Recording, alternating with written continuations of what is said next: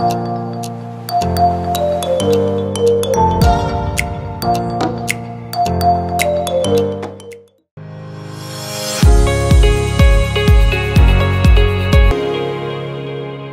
ketemu lagi dengan saya Kang Ito. Waduh, cuacanya agak panas nih. Kali ini agak berbeda karena saya tidak mancing dan saya tidak membuat racikan umpan.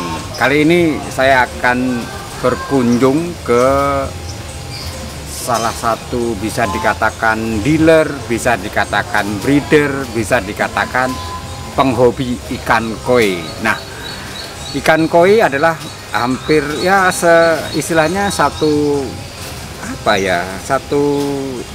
jalur dengan satu ikan mas lah gitu, satu gen kalau saya bilang. Nah, kenapa saya kesini untuk melihat ikan koi gitu kan, melihat dan ngobrol tentang ikan koi, ya berkenaan dengan produk kita gitu kan, yang baru kita launching bulan Juni kemarin dan kita sudah berhasil menjual beberapa ton beberapa minggu ini. Nah, seperti apa? Karena kan koi itu identik dengan ikan mahal, ya kan? Hobi yang cukup mahal. Parameternya seperti apa? Seperti harus kandungan airnya harus bagus. Makanannya juga agak berbeda dengan ikan mas pada umumnya. Ikutin saya terus, kita akan coba temuin orang yang bener-bener ahli masalah koi. Ikutin saya.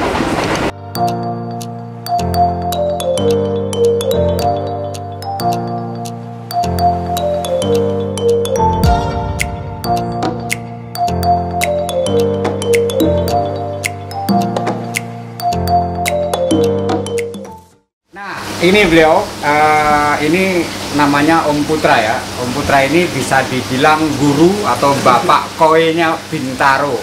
Saya lagi berada di mana Om ini namanya? Di Bintaro Koiku. Bintaro Koiku. Nah, Om Putra, cerita dong, udah berapa lama di Bintaro, terus awalnya kenapa seneng koi? Tinggal di Bintaro sejak tahun 98 ya. Udah lama. Waduh, pas habis krisis dong ya? Iya.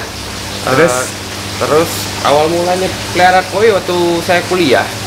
Saya di Padang. Kebetulan saya tinggal sama nenek, dia punya kolam dan kosong. Coba-coba isi dengan koi. Main-main ke breeder koi di Sumatera Barat. Akhirnya sejak itu mulai kecanduan. Oh, waktu itu breedernya impor juga atau masih lokal di Padang. Lokal.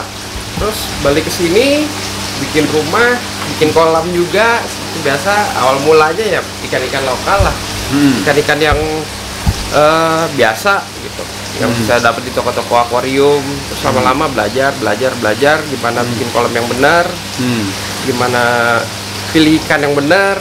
Akhirnya ya sekarang jadi kebablasan, jadi jualan nih. Oh, kebablasan jadi jual. Itulah hobi jadi bisnis gitu ya. Iya, Pak. Tahun 98 di sekarang. Kalau udah berapa tahun ya jadi ya? Udah. Kalau jualannya sih baru berapa tahun? 6 tahun. Oh, 6 tahun terakhir. Tapi sudah ekspor yang masalah jenis dan sebagainya gitu kan? Ekspor bener sih nggak pasti banyak ya, lebih jago lah. Om Putra, koi sendiri itu ada berapa jenis khususnya yang ada di lokasi ini lah, yang karena kan saya lihat banyak banget kan, segala jenis itu macam-macam. Jenisnya sih sekitar 40 varietas ya. 40 varietas. Nah, cuman masih banyak di luar itu juga masih ada gitu. Tapi kalau yang di sini kan 40-an. 40. Yang paling paling favorit lah orang Indonesia itu berapa macam, berapa banyak yang cari? Kalau favorit orang Indonesia Gosanke ya, Kohaku, Soa, Sanke. Terus biasanya Hyutsuri. Oh, Gosanke itu singkatan dari? Bukan. Ya, Gosanke itu biasanya ketiga itu satu kelas. Jadi kalau lomba itu ada namanya kelas Gosanke. Oh, itu Kohaku, Soa dan Sanke. Oh iya, Gosanke. Itu favorit. Itu udah favorit. Bukan hanya di Indonesia, tapi itu udah pacuan. Oh, di dunia. Di dunia. Oh, Gosanke. Terus orang kita juga senang Hyutsuri. Orang Indonesia suka Hyutsuri. Terus Asagi. Polosan satu warna. Yang Polosan. Senang grow buat jumbo bulky ya. Oke, nanti akan kita lihat seperti apa Gosanke, seperti apa yang lainnya. Saya juga udah lupa nih. Saya pelupa.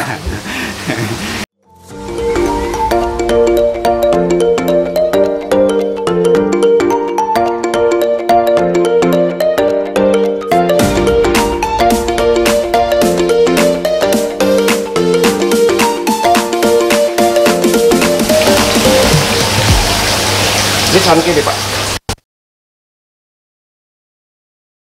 Sanke ya, ada 3 warna ya. 3 warna tapi nggak nyampe ke kepala. Oh, gitu. Nanti sampai kepala apanya maksudnya? Apanya? Hitamnya. Kalau dia batasnya di punuknya, kalau hitamnya. Oh. Kepalanya cuma ada 2 warna, merah sama putih. Kalau kepalanya ada hitamnya beda lagi namanya. Itu soa. Gimana tadi? Jadi kalau 3 warna, hitamnya nggak sampai kepala, itu Sanke. Oke. Dan Kalau siripnya harus hitam. kalau ada hitamnya, masuknya soa. Nah ini yang kita buat giveaway nih. Atau yang mana? Iya boleh. Nah, ini buat giveaway teman-teman nih. Ini rencana kita buat giveaway teman-teman. Nanti akan kita shoot, kemudian kita akan keep dulu. Kita akan bagikan buat teman-teman. Seperti apa syaratnya nanti kita lihat di akhir video ya. Jangan kemana-mana, ikutin terus channel kita. Jangan lupa nanti di akhir video ini ada giveaway.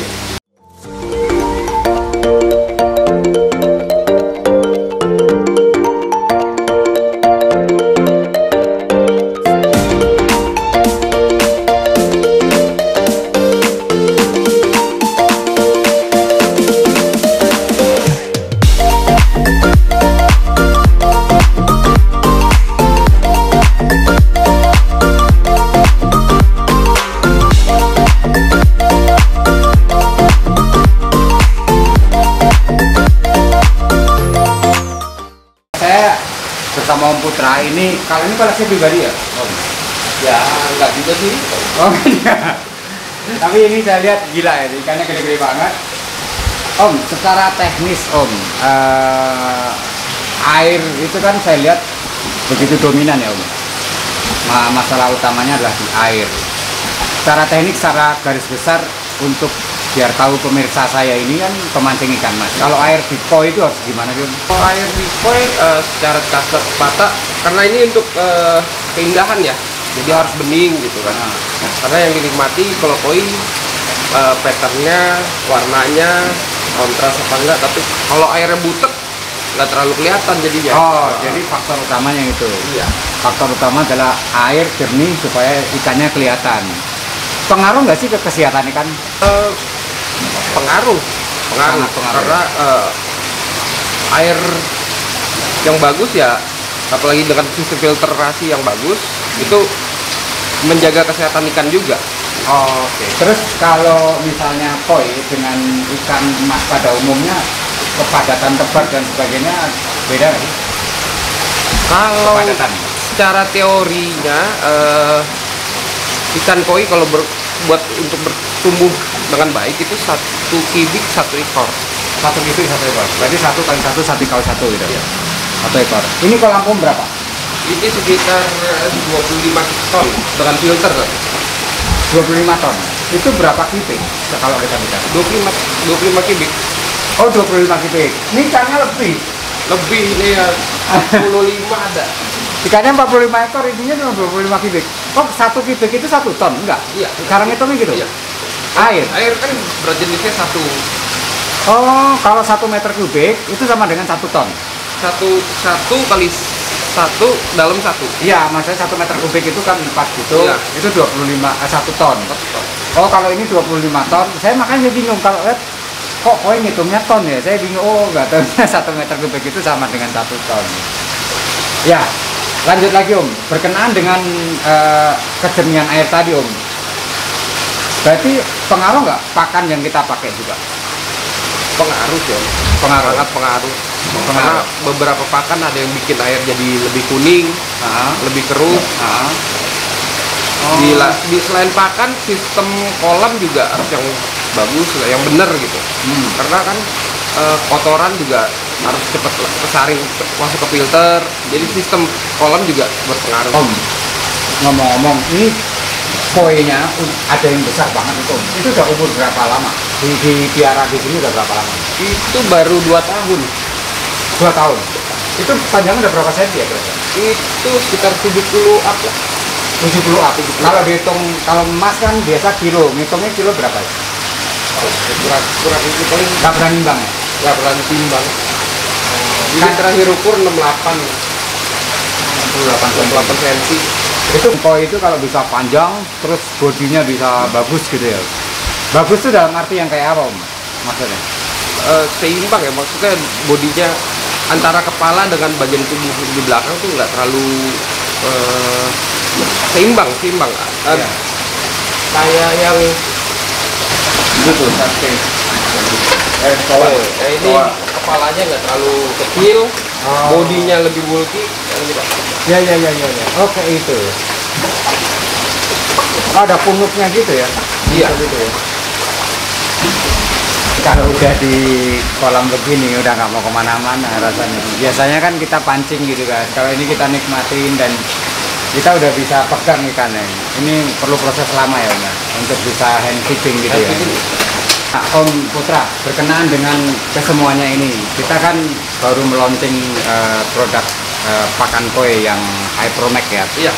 Kita buat dengan standar pakan pada umumnya, kemudian kita ada beberapa istimewanya, kita menggunakan maggot sebagai kandungan proteinnya.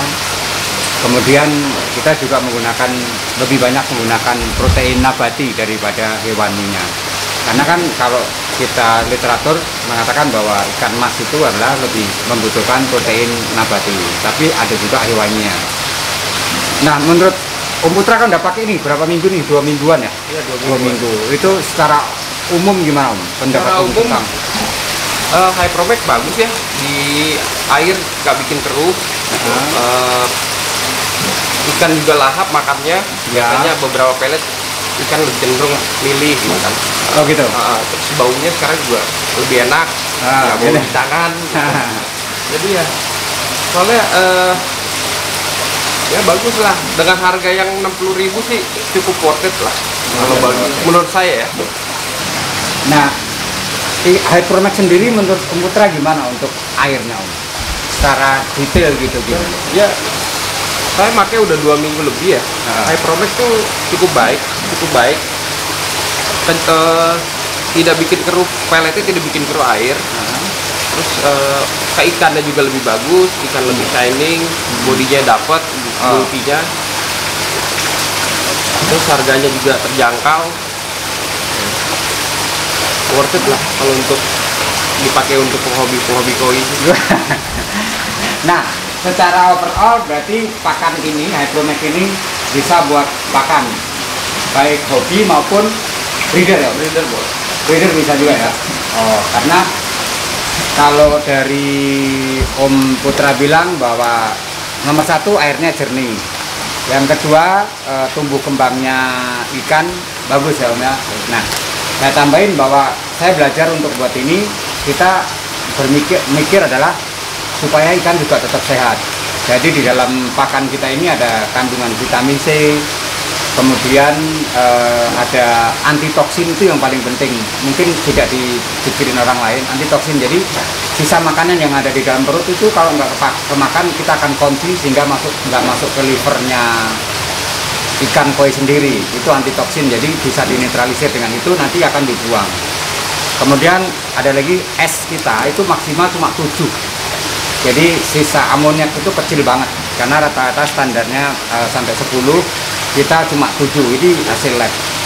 Kemudian ada 1 poin lagi, itu ada Jasper, itu fungsinya untuk membuat growth promotor, jadi untuk badan ikan tumbuh gitu, yang tadi bilang bisa bulky dan sebagainya itu. Nah, terima kasih Om Putra sudah mau review produk kita. Moga-moga cocok dengan produk kita dan bisa diterima kalangan penghobi koi ya. Jangan segan-segan untuk ngasih saran ke kita, kritik kita, pendapat kita gitu kan. Terima kasih Om Putra.